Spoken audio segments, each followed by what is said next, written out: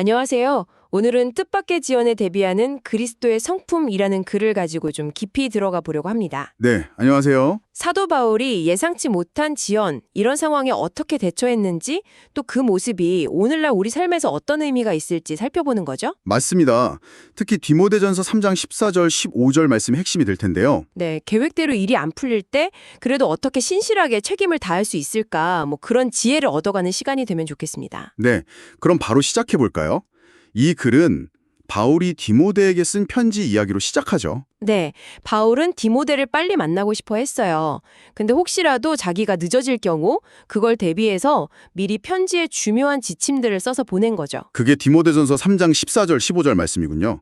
내가 속히 내게 가기를 바라나 이것을 내게 쓰는 것은 만일 내가 지체하면. 네, 너로 하여금 하나님의 집에서 어떻게 행하여야 할지를 알게 하려 함이니, 이 구절이죠. 여기서 하나님의 집, 그러니까 교회가 어떻게 운영되어야 하는지 바울이 얼마나 세심하게 미리 생각했는지가 보여요. 그냥 꼼꼼하다 이걸 넘어서는 것 같아요. 그렇죠. 여기서 바울의 실용성이 사실은 더 깊은 영적인 성숙함에서 나온다는 점이 흥미로워요. 이게 단순히 일정 관리 잘한다 이런 차원이 아니라 네, 불확실한 상황 속에서도 맡겨진 책임을 어떻게든 감당하려는 그 태도.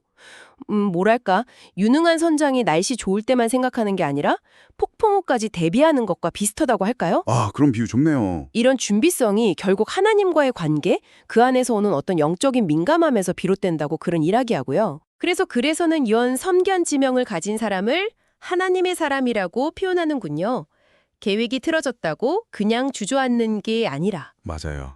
오히려 지혜롭게 상황을 보고 또 어쩌면 성령님의 인도하심을 따라서 하나님의 일이 계속 진행되도록 길을 찾는 거죠. 정원사 비유도 떠오르네요. 날씨가 예상과 달라도 정성을 다해서 계속 정원을 가꾸는 모습이요. 주어진 상황에서 최선을 다하는 것. 네, 좋은 비유입니다. 그리고 글은 이 원리를 좀 더 체계적으로 신학적인 틀 안에서 설명하는데요. 창조, 타락, 구속이라는 세 단계로 나눠서 봐요. 창조, 타락, 구속 관점이요. 첫 번째는 뭔가요? 첫째가 창조에서 형성으로 이어지는 관점인데요. 하나님은 원래 질서의 하나님이시잖아요. 네, 그렇죠. 그러니까 우리 공동체, 예를 들어 교회 같은 곳에서 미리 준비하고 질서를 세우는 건 하나님의 그 창조 질서를 반영하는 행동이라는 거예요. 필요를 미리 내다보고 지혜롭게 대처하는 것. 그렇군요. 그럼 반대로 우리가 지연 때문에 막 좌절하고 짜증내고 이러는 그건 어떤 관점인가요? 그게 바로 두 번째, 타락으로 인한 왜곡 부분과 연결됩니다.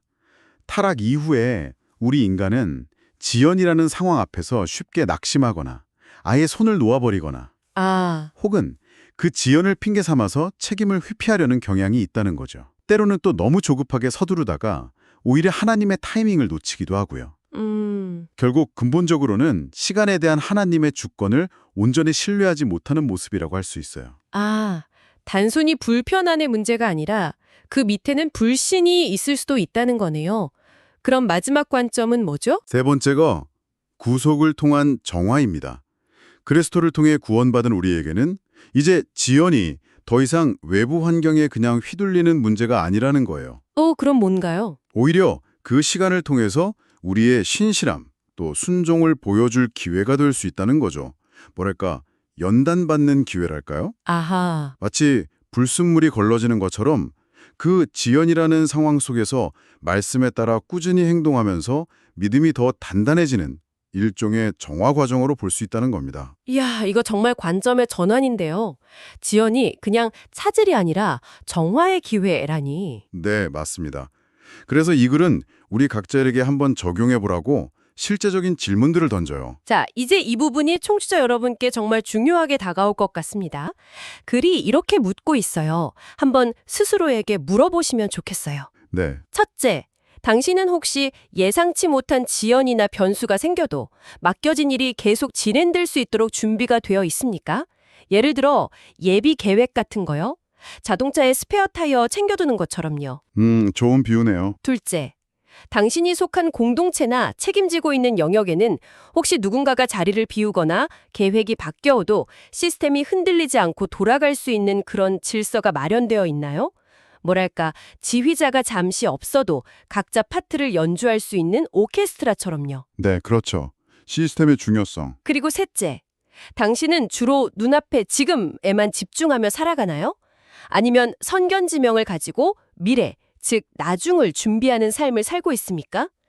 매번 당일치기 여행 가방만 싸는 게 아니라 때로는 긴 여정을 위한 준비물을 챙기듯이 말이죠. 이 질문들이 정말 핵심을 찌르는 것 같아요. 이론적인 이해를 넘어서 실제 삶에서의 신실함, 또 지혜를 요구하는 거죠. 삶이 항상 내 계획대로만 흘러가지 않는다는 걸 인정하고 그럼에도 불구하고 어떻게 책임을 다할 것인가. 그럼 이 모든 내용을 한마디로 정리한다면 핵심은 뭘까요? 예상치 못한 지연에 대비하는 건 단순히 계획을 잘 세우는 기술 차원이 아니라 그 자체가 하나님을 신뢰하고 맡겨진 일에 책임감을 다하는 청지기의 자세라는 것. 그리고 이건 아주 중요한 기독교적인 미덕이라는 거죠. 네, 선견지명, 신실함, 그리고 구체적인 행동, 이게 다 연결되는 거군요. 맞습니다.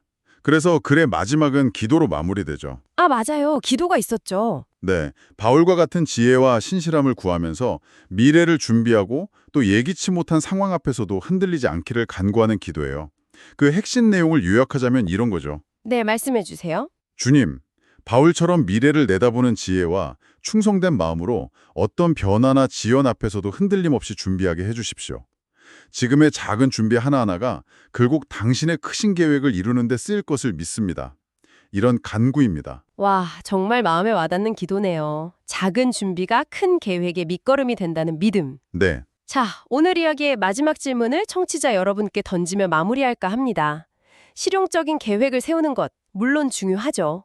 하지만 그것을 넘어서서 어쩌면 우리 삶에 찾아올지 모르는 지연, 그 자체를 받아들이는 태도가 역설적으로 당신의 계획 너머에 있는 하나님의 더 크고 완전한 계획에 대한 신뢰를 어떻게 더욱 깊게 만들어갈 수 있을까요? 한번 깊이 생각해 보시면 좋겠습니다.